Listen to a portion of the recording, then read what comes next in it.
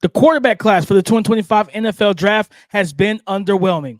Indiana's quarterback, Kurtis Rourke, faces a vaunted Michigan Wolverine defense, and he needs to make a statement to propel his 2025 NFL Draft stock. We'll discuss this and more coming up next.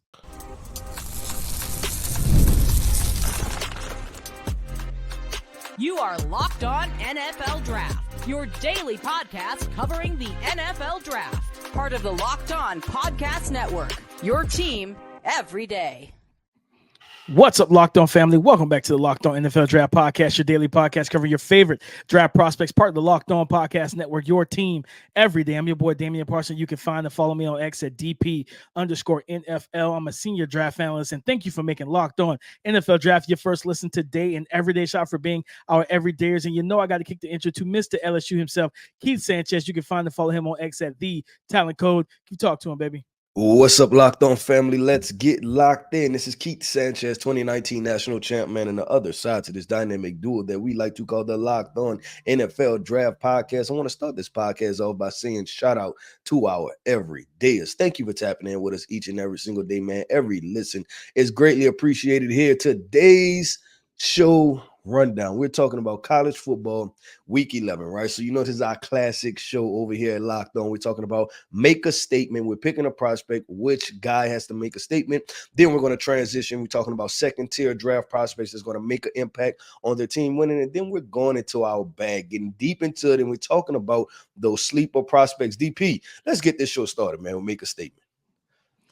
LinkedIn helps you find the qualified candidates that you want to talk to faster. Post your job for free at linkedin.com/LockedOnNFL. Terms and conditions apply.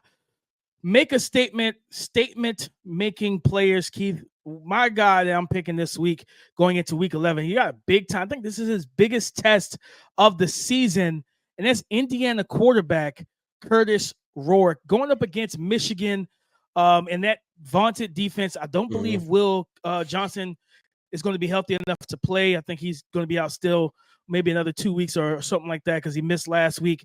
I think it's a groin injury, so, you know, those can linger.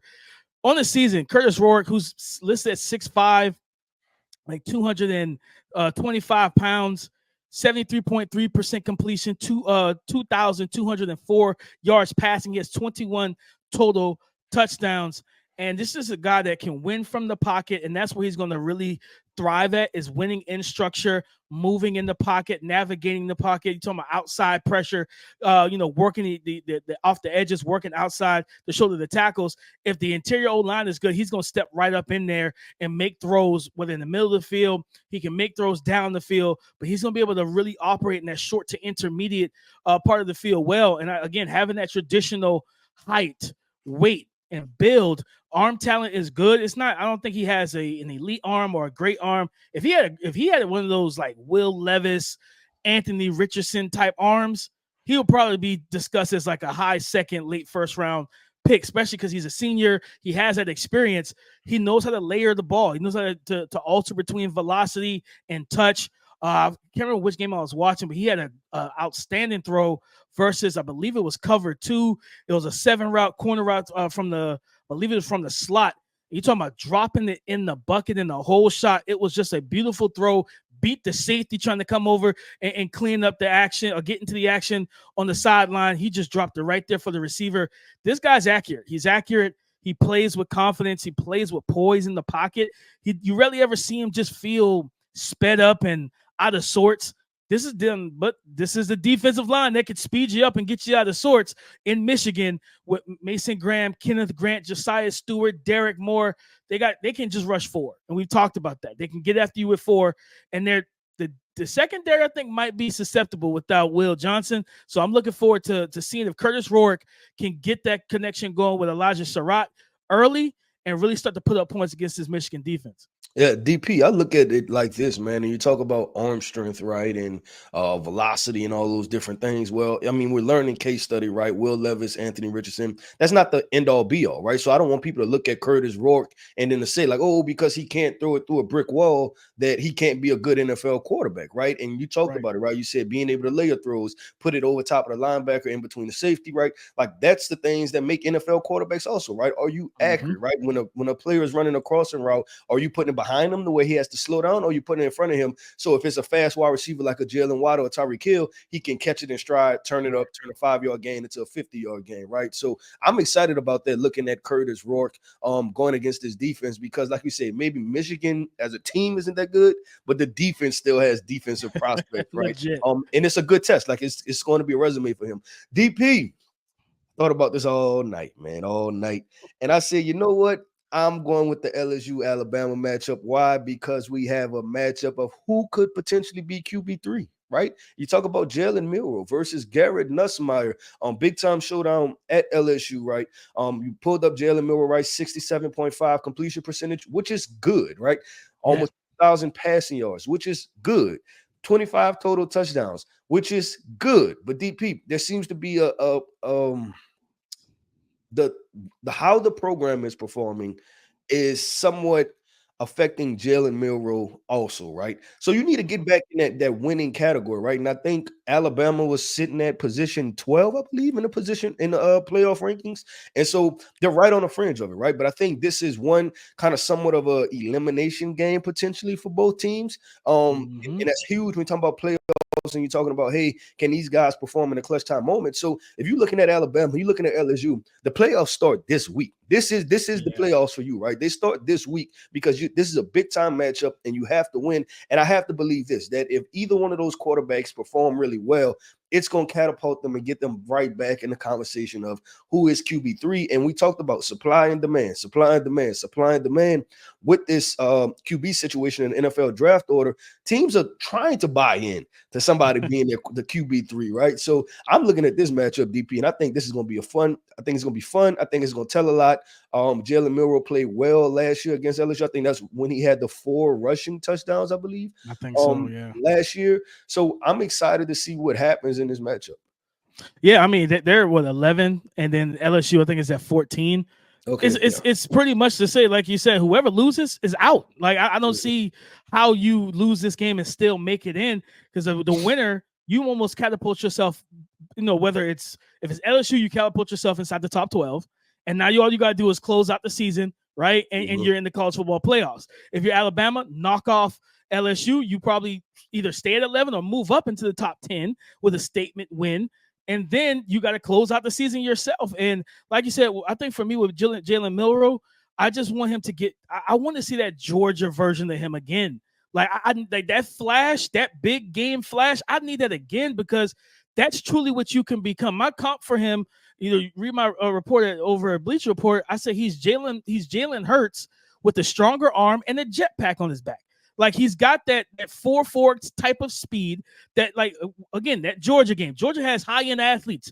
He made those guys look slow, like they were running in mud when he got out the pocket. But he has the arm talent to throw to drill passes in tight windows between defenders in the middle of the field, against zone coverage, against tight man-to-man coverage. And he has the vertical arm strength to push the ball down the field. Jalen Milroe just has to get back to playing difference-maker football. And I think the big thing for him is, okay, when they must rush you, right? They don't get out of their rush lanes. They don't like blitz you. When they must rush you and keep you in the pocket, can you make them pay with your mind, your eyes, and your arm? When they try to take away your legs, those are the 3 things you got to do from a quarterback position to make defenses pay. Because then once you make them pay that way, they're like, okay, we can't must rush him because we're not getting back there. He's confident sitting back there. Now we're trying to speed you up. They want to send pressure. They get out of rush lanes. Then you become the X factor, the difference maker with your legs. Keep your eyes down the field, make throws on the move. Then also, hey, if you play a man-to-man, which I dare you to do, I'm going to take it 60. And now you don't have a chance to catch me once I get up to top speed.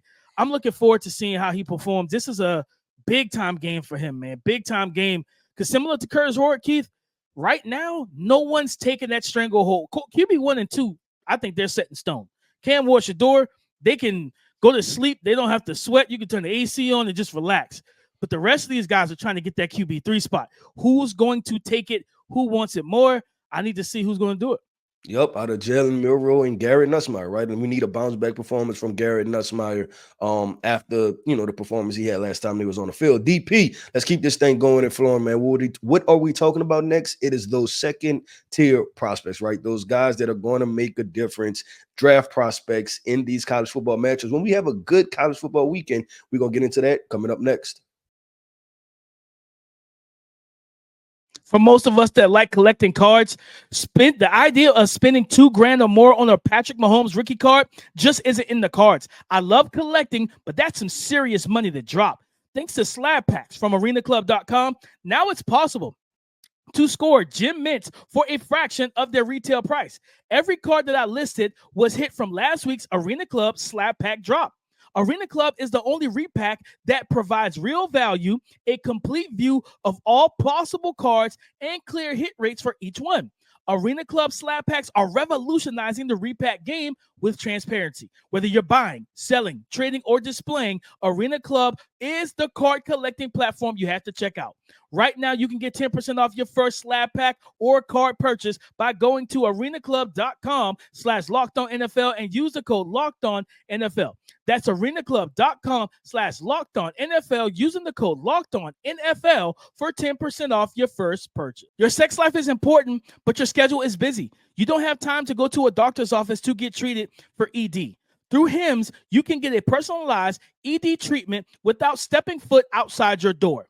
Hims is changing men's healthcare by providing you with access to affordable sexual health treatments from the comfort of your couch. No insurance is needed, and one low price covers everything from treatments to ongoing care. Start your free online visit today at hims.com/lockedon. That's HIMS.com/lockedon for your personalized ED treatment options. HIMS.com/lockedon. The products mentioned are chewable compound products which are not approved by or verified for safety or effectiveness by the FDA. Prescriptions require an online consultation with a healthcare provider who will determine if appropriate. Restrictions apply. See website for details and important safety information. Subscription required. Prices vary based on product and subscription plan. Second tier prospects to watch, Keith, and a guy that you mentioned him in the first topic, but we didn't get a chance to really dive into that conversation. Garrett Nussmeier is a guy that, again, like you said, same thing with Jalen Milroe, coming into the Texas A&M game, right? I think it was Dane Brugler said, "Hey, he's my QB1." Like the NFL throws, the timing, the anticipation he throws with, all that stuff, which I completely agree with. It's there, but man, like the interceptions on the season, when I looked up his number, 62.5% completion percentage, kind of caught me off guard. I said, man, he's completing less than 63% of his passes, but he has 23 total touchdowns, 2,627 yards passing. And against a Bama, I think we talked about this a couple weeks ago, against a Bama secondary that truly does not look like a Bama secondary. Garrett, go out there and ball out, man. Like that, not just ball out and play well, play complete. Play a complete game. Don't go up and have a 14-point lead in the halftime and then turn the ball over 2 or 3 times in the second half and lose that game. No, you can't do that, especially after we watch what Marcel Reed was able to do with his legs against your defense, that LSU defense, be able to hurt them with his rushing ability. And that's a freshman, Keith. Jalen Milroe has seen a lot of this SEC stuff for the last year and a half, going on 2 years. So if you think he won't get out the pocket and hurt you as a bigger body, explosive runner himself. He did it last year, DP. Well, yeah, he did it for 4 touchdowns. They seen what it looked like. So you know what this could be. Garrett Nussmeier, he just needs to play a complete game. I think we always say, man, I don't need you to throw for 425 and 6 touchdowns. Man, just go out there. Don't turn the ball over. Play within the offense, the structure of the offense. Make the good decisions. Like one of those interceptions against Texas A&M, I was watching, I was like, Garrett, why did you make that throw? The DB and receiver are standing side by side. Like, you know what I mean? It's just like sitting there having a conversation, and I felt like the DB was shocked he threw it. Like, oh, you really going to let that go? Say less. I'll take it. No, Garrett, play a complete game because you have the talent to do so. And I think, and I'll say this, Keith, I think Garrett Nussmeier could be a top 10 pick because of the supply and demand if he finishes this season strong, even with the just 1 year of, and it's always tricky, right? The 1 year of starting experience. He'd still be an inexperienced quarterback, but we've seen the anticipation, the touch, things of that nature, the things we'd like to see from quarterbacks. We've seen that from Garrett. Now just play complete and protect the football. Yeah, I'll say this, DP. With Garrett, I think this is going to be the game that we're going to figure out who Nussmeier is. And the reason I say that is like, oh, well, man, he's played before XYZ, right? But no, it's usually because he's been playing free, right? And it's been like, hey, go out there, gunslinger mentality, let it rip. And you haven't necessarily had to pay for your mistakes, right? And they haven't become national attention and reading the headlines and the clippings and things like that. But now you know, right? Like, hey, I threw some interceptions that people didn't like, and it cost my team the win, right? And you can say that type of conversation. So I'll be interested to see if he still has that gunslinger mentality, or if we start to see him double clutch, right? A couple times, like, I'm gonna be a little hesitant in letting that go, or if he starts over analyzing different coverages and things like that, or if he gets in there and say, you know what, I have one high, cover 1, cover 3, let it rip, right? Cover 2, cover 4. You only live once, Keith. You only live once. and let it rip. So I'll be looking at that. DP, some second tier prospects I'm looking at. I think this guy, I can't remember if you said he was your wide receiver 2 or 3. But if he's healthy and playing, I'm looking at Trey Harris. I'm looking at Trey Harris, and I'm looking at this Ole Miss offense because they have a matchup against Georgia. This one of those weekends you just sit at home, right? And you just watch football all day long, right? You take a 45-minute nap just to recharge, right? You can keep your eyes open, and you watch college football and you watch these draft prospects, man. So Georgia is playing at Ole Miss, 2:30 game, right? And I'm looking at this situation, and I'm looking at Ole Miss. If ever there was a time you were going to beat the Georgia Bulldogs, it is this year, right? This is your year. I'm telling them, if you got 1 year, this is the year to beat them. And I'm looking at it from the perspective of, hey, offensively, even in the matchups, DP, where they haven't performed well, those were still thresholds for Georgia's offense too, right? Like, y'all put up 17 points. The times where Georgia only scored 16, right? And things like that. Like the Kentucky game, I think was that 13 or 16 points, I believe they scored to win that game. And so I look at a guy like Trey Harris, right? And you're going against, a top defense, better defenders. You got Malachi Starks. Georgia always has a fairly solid secondary, good linebackers, things like that. And so the question is, hey, can you make enough plays, you and Jackson Dart in combination, to be able to beat Georgia? And you potentially, is there a way you get back inside the top 15 and have a question about the top 12, right? Like there's all that's a conversation piece right now for Ole Miss. How do we get into the playoffs? You get into the playoffs by beating Georgia. No, 100%, right? And the way that Carson Beck and the offense has been ineffective and everything. And Ole Miss, it's been sporadic. And Ole Miss has a good defense. You know what I mean? Princely, Maryland, Walter Nolan. They have a Jared Ivey. And then they have this other young man, Suterine Perkins. He's like a linebacker / edge. He's like 6'1", 210. And I'm pretty sure he leads them in sacks with 9 sacks on the season, 25 pressures. And you know what I mean? And his true dropback pass rush rate, win rate is 16.7. Like, they got a defensive line that can get after you with 4. So it's like, Carson Beck, you got to go out here and play well. And because if not, that defense, especially if Carson Beck is turning the ball over again, we talked about it earlier this week. He turns the ball over in bunches. If this is one of those games, Jackson Dart, like, if Trey Harris is healthy, man, that's a big time boost game to your resume and everything. And I think I like that call out, Keith, because at the end of the day, Ole Miss, like right now, we know that Georgia's at number 2. Ole Miss is they're ranked 16th. They have 2 losses on the season. Right there. Yep. And I was watching how important this is for draft prospects, right? Because you want more matchups, right? You want a bigger resume. You want those big time performances to be able to show out, right? So you're talking about making it to the playoffs, and that's why we've been focused on that. And so I think Heather Dinich said this, right? I know she covers the college football, and she was talking, I think, with Paul Feinbaum, and she was saying that, like, of the past years inside the top 12 over the past 10 years, there's still been a group of schools that had 3 losses, right? That have made themselves inside the top 12. They just finished 12. And now in the past, the number 12, we didn't really care that much, right? And maybe you go to the Cotton Bowl, or maybe you go to one of these bowl games, right? But now we care about 12. So 12, the threshold may be 2 or 3 losses, right? Or 3 losses, and then now you're sitting there like, hey, you force teams to have to pick between, okay, LSU has 3 losses, Ole Miss has 3 losses. Who has the better 3 losses, right? Things like that. No, 100%. And I think that's going to be with Georgia looking human for the first time. And if they lose this game, Jackson Dart, another second-tier prospect, this is your statement game itself. Like, you go out here and play well, right? You got Jalen Walker, you got Michael Williams, you got Malachi Starks. Man, you go out here and light that secondary up. Like, the game last week against Arkansas was great. This is the game. Yeah. If you go out here and do what you did to Arkansas, to Georgia, scouts are going to be like, okay, I see the vision, and they'll feel good about Keith. One last guy for me, a second-tier prospect. He's supposed to be healthy this week.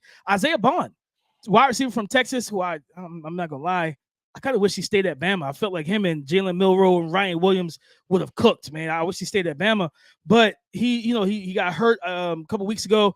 He missed a game. He's supposed to be back healthy. This is a guy, and I was watching a little bit of him last night, and I said, man, if we could have gotten him in a functional passing offense for a full season, I truly feel like he could have been a Jalen Waddle type of threat. Like, his speed, like, is ridiculous, man. Like, his ability to change gears, it reminded me so much of Jalen. The movement skills as a route runner, I was like, yeah, like, he doesn't have to come to a complete stop and stuff like that. Like, his speed, his burst, his athleticism. I watched back the play against, what was it? I think Colorado State, the corner route in the red zone where he had to fix his helmet mid route. I was watching that on the all 22 angle last night, and I was like, this is still one of the crazier plays, this year from a receiver. And you see his ability as a natural receiver, like, man, but your development just hasn't been there. Big time opportunity for him to get back, to be healthy, get back into this offense. They're going up against Florida, who played Georgia, well defensively. Can you go out here and make enough plays and just help your draft stock? Because right now you're a day 2 pick, but it's like, are you late 3rd? Are you mid 2nd? You gotta tell us which round we need to select you in, Isaiah. And I think for him, being healthy is a big part of that. Yep, no, I agree 100%, DP. And it's just one of those things where they have to figure it out and keep elevating, right? Like, and these are resume games, and you develop and you kind of build off of that. With DP, let's wrap this thing up with what, man? The sleeper prospects, right? The guys nobody's talking about. We're going to bring the names up because I guarantee you they will have an impact this week in college football. Let's get into it. When you're hiring for your small business, you want to find quality professionals that are right for the role. That's why you have to check out LinkedIn Jobs. LinkedIn Jobs has the tools to help you find the right professionals for your team faster and for free. LinkedIn isn't just a job board. LinkedIn helps you hire professionals you can't find anywhere else, even those who aren't actively searching for a new job but might be open to the perfect role. In a given month, over 70% of LinkedIn users don't visit other leading job sites. So if you're not looking on LinkedIn, you're looking in the wrong place. On LinkedIn, 86% of small businesses get a qualified candidate within 24 hours. So hire professionals like a professional on LinkedIn. LinkedIn knows that small businesses are wearing so many hats and might not have the time or the resources to hire. So post your job for free at linkedin.com/LockedOnNFL. That's linkedin.com/LockedOnNFL to post your job for free. Terms and conditions apply. Get ready to tackle the NFL action with FanDuel, America's #1 sportsbook. Because right now, new customers can bet $5 and get $150 back in bonus bets if you win. The FanDuel Sportsbook app gives you everything you need to place live bets on the NFL all in one place. So when you get that hunch, on that urge in the middle of the game, you can check out the latest stats, view live play-by-play, and so much more on the exact same page where you placed your bets. All you need to do is just visit FanDuel.com to join today. You'll get started with $150 in bonus bets if you win your first $5 bet. Again, you'll get started with $150 back in bonus bets if you win your first $5 bet. Again, that's FanDuel.com to get in on the action. Never waste a hunch. Make every moment more with FanDuel, an official sportsbook partner of the NFL. Thank you for making Locked On NFL Draft your first listen today and everyday shot for being our everyday. As it's time to hit the alarm clock and wake you guys up on some of these sleeper prospects that you need to be paying attention to.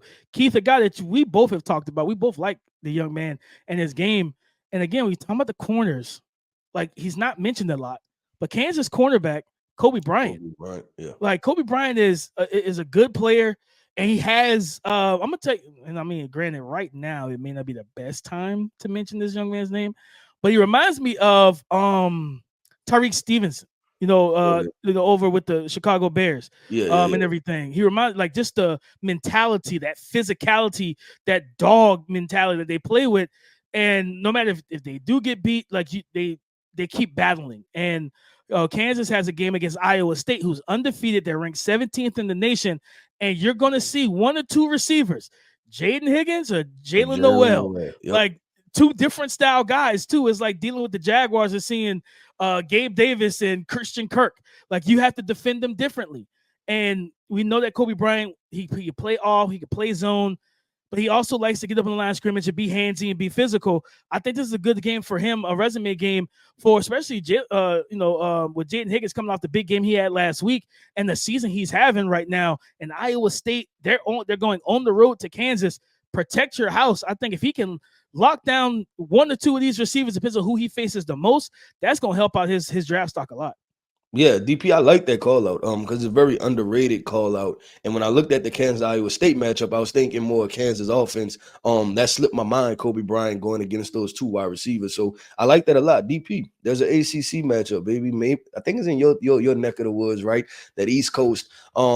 Virginia Tech versus Clemson, right? Can we get some Antoine Powell-Ryland versus Blake Miller, right? Get those two guys going after it. Because I think at the end of the day, both of those guys potentially, right, have the opportunity to be top 50, top 75 prospects. So these are resume games from you. You know for sure, DP, that this is NFL talent versus NFL talent, right? And so it's getting both of these guys matched up against each other. Clemson feel like they can't lose anymore, right? Virginia Tech, they have a gritty team, right, with the defensive front, including Antoine, but also the two cornerbacks that they have. And so it should be a good matchup, a highly contested matchup. And hey, you never know, right? Like these type of matchups and who's able to win them may dictate the outcome of the game. So you're getting edge rusher Antoine Powell-Ryland, who's in a lot of people's top 100, and then you're getting Blake Miller, right? Clemson offensive tackle. They get opportunity to face off against each other, and that's a matchup, DP, that I'm gonna be looking out for. No, 100%, Keith. And I mean, we talked about Blake Miller earlier this week. Big time situation because Antoine Powell-Ryland does not stop working to get to the quarterback. He has all the tools to consistently do it, as we've seen all season. I'm going to go to a game, Virginia versus Pitt, and a senior receiver, Kanata Mumfield, 6'1", 185. He's their leading receiver with 33 catches, 541 receiving yards, 3 receiving touchdowns. He's averaging over 16 yards per catch. A guy that, again, you're talking about just a senior receiver that does not get a lot of love. I know Jim Nagy's talked about him and everything and being on the Senior Bowl watch list and whatnot. He only has 2 100-yard receiving games this year, but he's a good route runner, a guy that can play both inside and out. He plays on this season specifically, which is a little different than last year. Last year, he played 75% of his snaps in the slot, where he only had 24% of his snaps, less than 100 snaps out wide. This year, it is more even. 61% of his snaps have played out wide, almost 180 snaps playing outside, 113 snaps in the slot this year, 38.8% of his snaps. So showcasing that, okay, same thing. We talked about this like Luther Burden, like Missouri. Can you let our guy play some outside receiver so we can see what that looks like consistently? With Mumfield, Pittsburgh said, hey, like, and you can tell he bought into that. He wanted to do that himself, and he's been able to showcase, I can win from multiple alignments. And we always talk about this.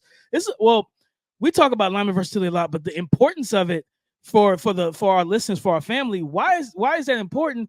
It just shows football IQ when you can play multiple wide receiver positions. When you know all 3 wide receiver positions, if you're physically, even if you're like, you may not be a NFL X, but if you play X in college, you just show I can play all 3 positions because you know there's different routes for all 3 positions. Playing that Z, a lot more motion, different things like that. Playing the slot, you got more room, whatever the case may be. And having that football IQ and instincts and knowing how to win from from multiple alignments is so big in the NFL because the NFL is always looking to create mismatches. He has good route running. He has that kind of punt return type of feel with the ball in his hands. Just a very underrated, under the radar sleeper receiver that nobody's talking about. Mumfield deserves more love. I like the DP, and you give him the love, baby. You put him on the spotlight. I'm gonna wrap this thing up, DP, with a guy that one, we spoke about him a couple shows ago, and then two, the guy he's going against is a player that I think I brought up before on this podcast, and that is South Carolina versus Vanderbilt. So that's a Nick Amiwari matchup versus Vanderbilt tight end Eli Stowers. And I brought his name up before.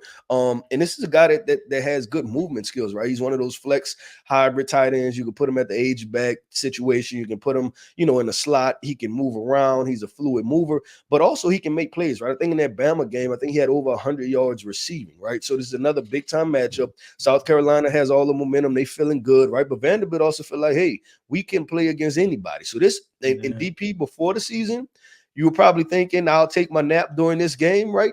But this game can be a good game, right? Like this was probably people's nap. Like if you had to schedule a nap time, it's second half of this game, right? But this is a game that you might want to stay up for and watch those two prospects, man, go against each other. That safety, Nick and Amani Wari, I want to say I got that right, versus Vanderbilt tight end Eli Stowers, a guy whose name is rising. He's playing pretty solid football, and he's a fluid mover. But DP, I don't know if you have anybody else to pass it to. If you feel like you went through all your sleepers, baby, you woke up the people, you feel good. I feel like I did good. I feel like I woke him up. I like that call out by Eli Stowers, man. That matchup is going to be big. I think we did talk about him, and I think I comped him to Evan Ingram. I like this. This is going to be a fun matchup. This is going to be a really fun matchup if we can get those guys matched up. And again, I think he's a senior too.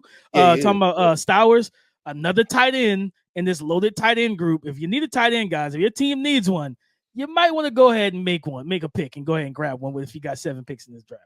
Yep, 100%. Well, DP, if you good, I'm good, baby. The people good. Locked On NFL Draft is good. And that wraps up another show of the Locked On NFL Draft podcast. I want to end this podcast off by saying shout out to our everydayers. Thank you for tapping in with us each and every single day, man. Every listen is greatly appreciated here over at Locked On NFL Draft. I am Keith Sanchez. You can find me on X at The Talent Code. That right there is my guy, my co-host, Mr. Damian Parsons. You can find him on X at DP_NFL. And like we like to say, man, y'all come talk to us because we like to talk back.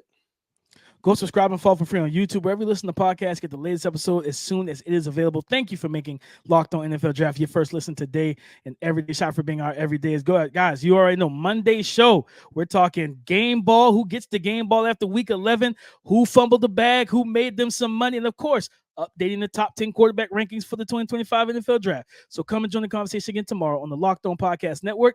Your team every day.